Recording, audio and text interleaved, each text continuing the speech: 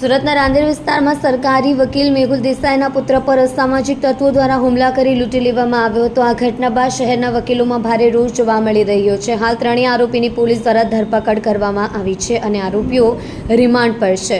સુરત શહેરના રાંદેર રોડ ખાતે રહેતા અને ડિસ્ટ્રિક્ટ કોર્ટમાં સરકારી વકીલ તરીકે ફરજ બજાવતા મેહુલ દેસાઈના પુત્ર પૃથ્વીરાજ પિતા માટે દવા લેવા માટે નીકળ્યો હતો।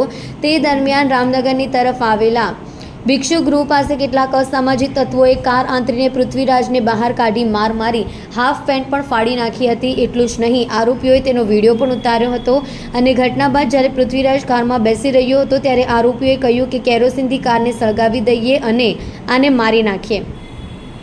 આ ઘટનાની જાણ થતાં સરકારી વકીલ પુત્ર સાથે રાંદેર પોલીસ મથકમાં ફરિયાદ દાખલ કરવા પહોંચ્યા હતા, જેમાં પોલીસે ફરિયાદ મોડેથી દાખલ કરી હતી, જેને લઈને પણ વકીલ મંડળમાં નારાજગી છે। આ દરમિયાન પોલીસ કર્મી એ સરકારી વકીલને કહ્યું હતું કે આ લોકો બહુ માથાભારે છે, તમે ફરિયાદ કરશો તો ભારે પડશે।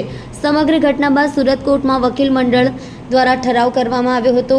આ ઠરાવ મુજબ સરકારી વકીલના પુત્ર પર કરવામાં આવેલા હુમલાના અનુસંધાને કોઈ વકીલ આરોપી તરફે વકીલ પત્ર રજૂ કરશે નહીં। જોકે આ સમગ્ર ઘટનામાં પોલીસે 3 આરોપીઓની ધરપકડ કરી હતી અને હજુ પણ મુખ્ય આરોપી અનિલ મારુ પકડાયો નથી।